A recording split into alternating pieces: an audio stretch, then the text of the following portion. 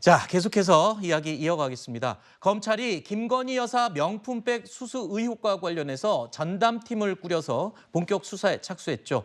앞서 윤 대통령은 배우자의 의혹을 두고 정치 공작이라며 사과하지 않은 바 있습니다.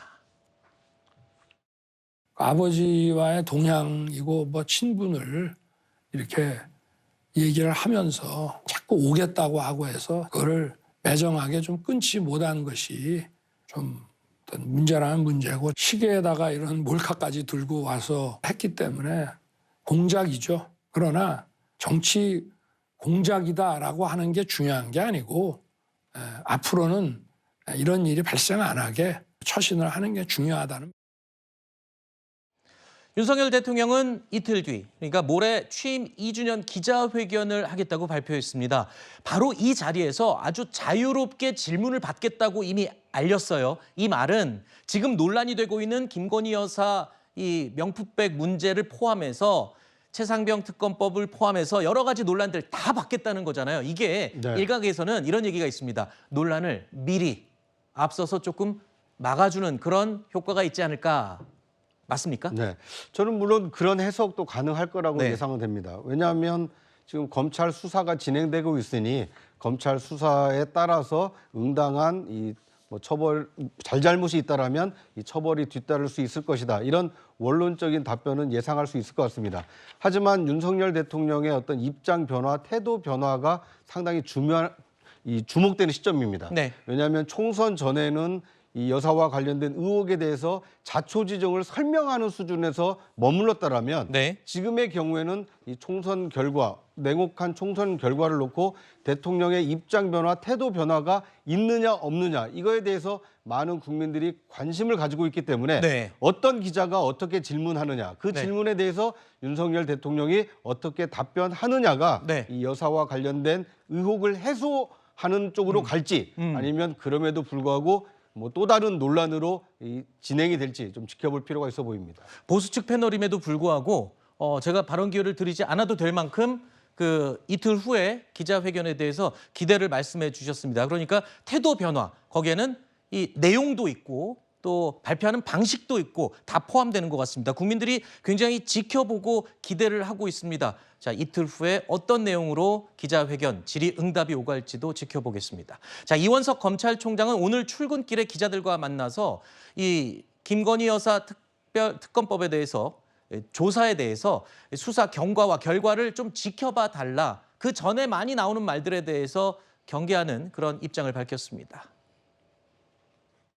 김 여사 명품 가방 수수 사건 의혹 신속 수사 지시 내리신 것 관련해 좀 여러 가지 해석이 분분한데, 이미 말씀드린 것처럼 서울중앙지검의 일선 수사팀에서 오로지 증거와 법리에 따라서만 신속하고 엄정하게 수사하고 또 처분할 것이기 때문에 앞으로 여러분들께서 수사 경과와 수사 결과를 지켜봐 주시기를 부탁드립니다. 제가 오늘은 여기까지만 말씀드리고 더는 말씀을 덧붙이지는 않겠습니다. 그럼 야권에선 특검용 방어 아니냐 이렇게 묻는 질문들도 있는데, 저는 추후에 또 말씀드릴 기회가 있을 겁니다. 여기까지 하겠습니다. 감사합니다. 신 의원님, 이 검찰총장이 지금 논란이 되고 있는 문제에 대해서 신속하고 아주 엄정하게 조사를 하겠다고 입장을 밝히는 건 어쩌면 당연한 것 같습니다. 그런데 조금 전 영상에서 기자가 질문했듯이 민주당 쪽에서는 아니 임기도 얼마 남지 않은 검찰총장이 지금 이 김건희 여사 이 조사에 대해서 뭔가 좀 흐지부지 덮으려고 하는 취지가 있는 게 아니냐 이런 질문이 나왔어요. 그렇게 의심할 수 있죠. 왜냐하면 하필 왜 이 타이밍에 김건희 여사가 그 가방을 받은 것은 한참 전의 일이잖아요. 결국에는 이 총선 민심을 갖고 정치적인 판단을 하는 거 아니냐라는 의구심을 가질 수밖에 없는 것이죠.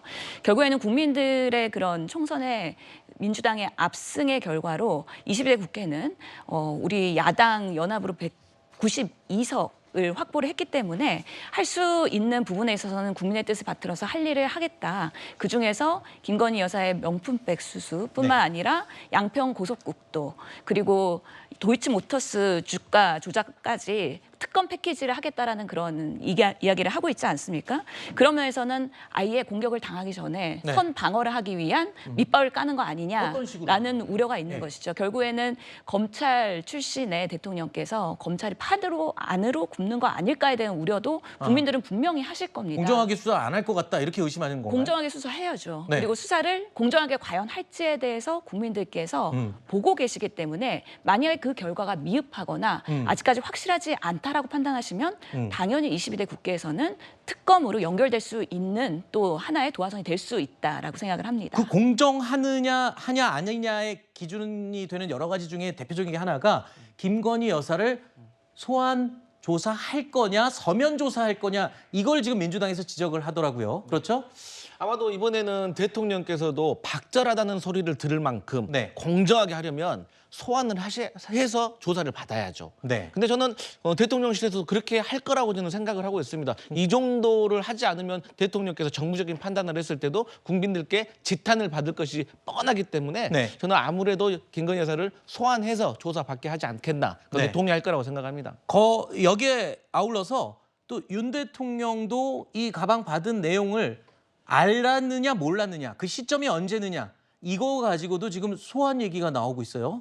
일단은 수사는 네. 뭘 전제로 하는 겁니까? 기소해가지고 형사 처벌하려고 하는 거잖아요. 그런데 우리나라 형법은 죄형 법정주의가 있기 때문에 아무리 나쁜 짓을 저질러도 아무리 국민의 법 감정에 반하는 행동을 한다고 하더라도 법에 처벌한다는 규정이 없으면 처벌할 수가 없습니다. 그런데 이른바 김영란법이라고 하는 부정청탁금지법 보면은 8조 사항이 어떻게 규정되어 있냐면요. 공직자의 배우자는 공직자 직무와 관련해서 금품을 받으면 안 된다. 이렇게 되어 있어요. 네. 금품을 받으면 안 된다라고 규정을 했는데 금품을 받았을 때 이 규정에도 불구하고 금품을 받았을 때 처벌하겠다라고 한 근거 조항이 하나도 없어요. 네. 그 청탁금지법에 22조에 벌칙이 나와 있는데 김건희 여사와 같은 공직자 배우자를 처벌할 수 있다는 규정은 하나도 없고요. 네네. 그 22조 1항 2호에 보면은 자신의 배우자가 8조 사항에 위반해서 제가 조금 전에 말씀드린 겁니다. 그렇게 금품을 받은 경우에 신고하지 않은 공직자는 3년 이하 징역 3천만 원 이하 벌금에 처해지도록 규정하고 있는데 그런데 그 구조를 갖다 보면요. 공직자가 누구한테 이걸 신고해야 되느냐. 소속 기관장한테 신고하도록 돼 있어요. 네네. 그러니까 대통령이 대통령한테 신고한다. 신고했다 이렇게 되면 어떻게 이야기하겠습니까? 그러니까 제가 봤을 때 그다음에 이런 정도를 가지고 그냥 보통 검사도 아니고 네. 특별 검사까지 동원해가지고 특검을 하겠다라고 하니까 이거는 뭘 하겠다는 건지 전 잘 모르겠고요. 민주당 입장에서는 과연 김건희 여사나 윤 대통령이 무슨 규정을 위반해가지고 형사처벌 받을 것으로 예상되는지 네. 그것부터 이야기한 다음에 특검할지 여부를 말씀해 주셔야 되는 것이 아닌가 싶습니다. 구장욱 차장님도 한 말씀 네. 해주시죠. 저는 뭐 특검 얘기는 너무 좀 성급한 얘기인가 아닌가 하는 생각이 듭니다. 네. 일단은 검찰이 수사를 개시를 했고 신속하고 엄정하게 수사하겠다고 했으니 수사 결과를 지켜보고 네. 그 과정과 결과가 미진하다라고 판단이 됐을 때 그때 특검을 요구하거나 주장해도 늦지 않지 않을까 하는 생각이 듭니다. 모든 것이 지금 특검으로 수렴되고 있는데요. 대한민국 국정이 몇 가지 사건으로 특검으로 이렇게 너무 지나치게 가는 것은 오히려 국가 이익이나 국민의 행복과는 좀 멀어질 수 있다. 이런 점도 유념할 필요가 있지 않나 하는 생각이 듭니다. 알겠습니다. 앞으로 이 양측 원내대표가 빨리 나서야 될 것 같습니다. 이 접점을 찾지 못하고 있는데 원내대표의 활약을 기대를 좀 해야 될 시점이 절실하게 다가오는 것 같습니다.